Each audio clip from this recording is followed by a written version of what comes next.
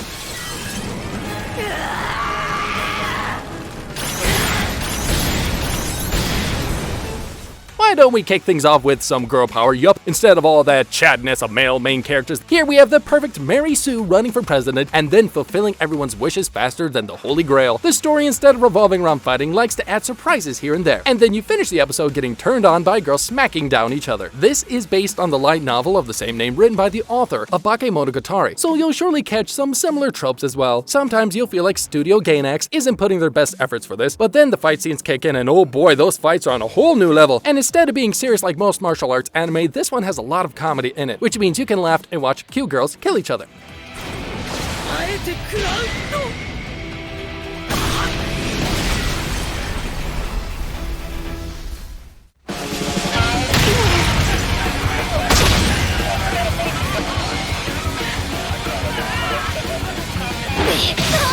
Martial arts anime shouldn't always revolve around tournaments, arcs. I mean, take Bento for example. Here we have everyone repeating the good old COVID pandemic grocery stress and fighting for food in the supermarket. Yup, here isn't the first come first serve or selling bento for the highest price. It's all about who wins the mini tournament inside the supermarket and stands to earn the bento. Woo! That was fun. The main character isn't overpowered much compared to the other main characters we're going to speak of, but once again we have girls stealing the spotlight. Yes! The main female cast of characters, except for one female pervert, are all great fighters who know the best and most painful ways to earn their dinner. Once again, it's a simple concept, but there's a lot of gags, jokes, and sad moments, happy moments, and even nostalgic moments, and lots of fights in the middle. And that's what makes this show really, really good.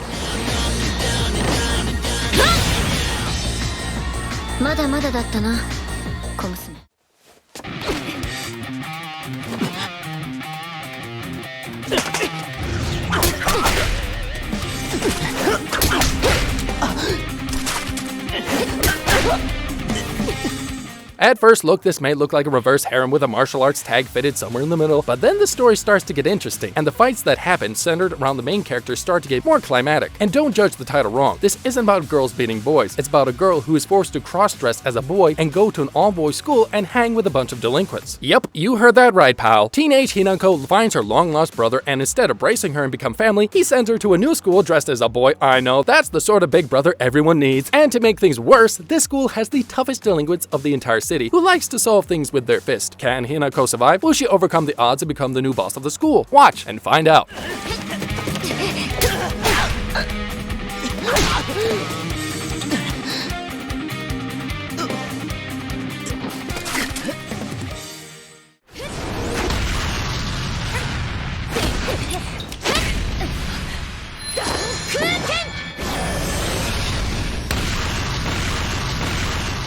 Okay, now don't kill me. I'm not intentionally choosing martial arts anime with female characters because I like it, though maybe I am. I mean, I'm choosing them because they are the best, okay? And as an anime fan, I have a long way to go before I turn into a feminist, okay? Back to the show. Vivid Strike is a show that follows the good old Naruto Sasuke philosophy and makes two childhood friends fight against each other. Fuka and Rin are both best friends, but when Rin kicks Fuka's ass and throws her out of the orphanage, she starts learning martial arts from the champion Einhold Stratos. Now, she is back, and she plans to punch harder than One Punch Man, though I don't know how that's possible, and send Rin to the heavens. This anime is a side story to the Nanho Vivid anime, so if you haven't watched that, it's better to pick that one up first and then move on to Vivid Strike.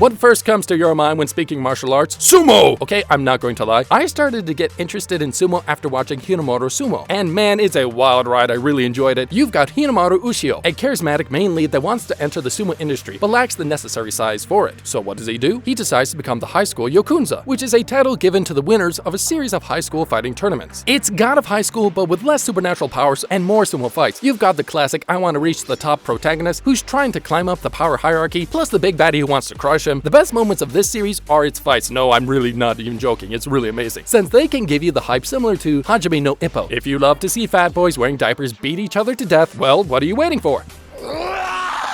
Kiwi.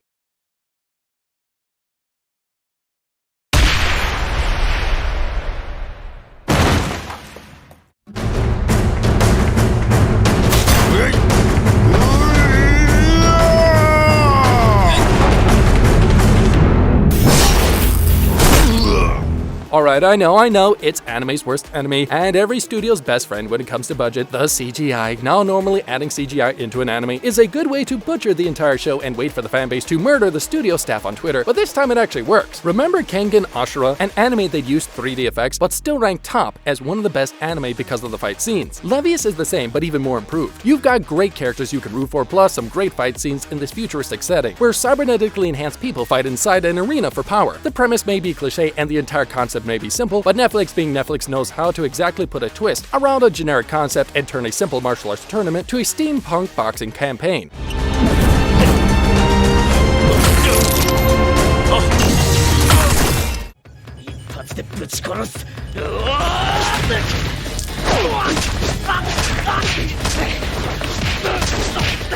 Next up, we have a high school anime with martial arts, of course. Tenjou Tenge revolves around a school that is solely built up to revive the martial arts of Japan. The main goal of the characters, Suichiro Nagi and Ba Makihara, is to beat down everyone and become the top fighters in the school. Does this mean epic martial arts in the locker room? No! This means an entire school trying to kill each other in order to get to the top spot. And you thought about your school and enough competition. Tenjou Tenge can easily fit into a generic shonen anime with the same tropes repeating back again, but at the same time it executes its fights really well. It doesn't try to become something overly fancy and unique, instead uses the tropes it built to increase the hype of the audience. The ending is not going to be everyone's favorite. Okay, the truth is the ending really sucks. But a wise man once said it's not the ending that mattered. It's the high school fights that happened in between, right?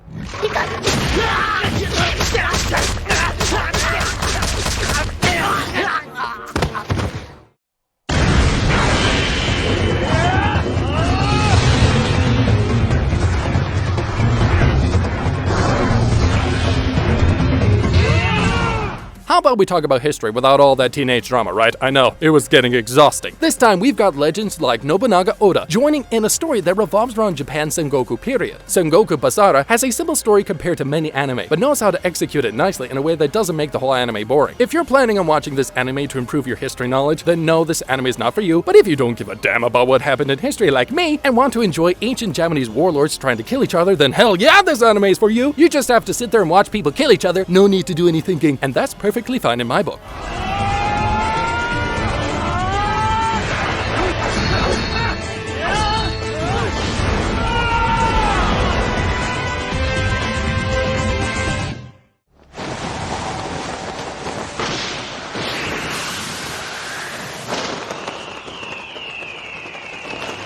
Airmaster. Once again, we have a female character taking the lead, and this time she is a former gymnast. But no, this anime is not about gymnastics. This is all about street fighting. The only thing Akiawa Maki enjoys is violence, and that is why she has taken a liking to street fighting. Her skills and talent has granted her the name Airmaster. Personally, I think this series is the best answer to the question, how many fights can you fit into one episode? If we're speaking about any other niche in anime, this would rank way lower because Airmaster doesn't stand very strong on its plot, but trust me, this has enough fights to fill a tank load of adrenaline. The character designs and art style is not going to be everyone's favorite, but then again, one girl kicking ass through an entire episode is not going to be everyone's favorite either.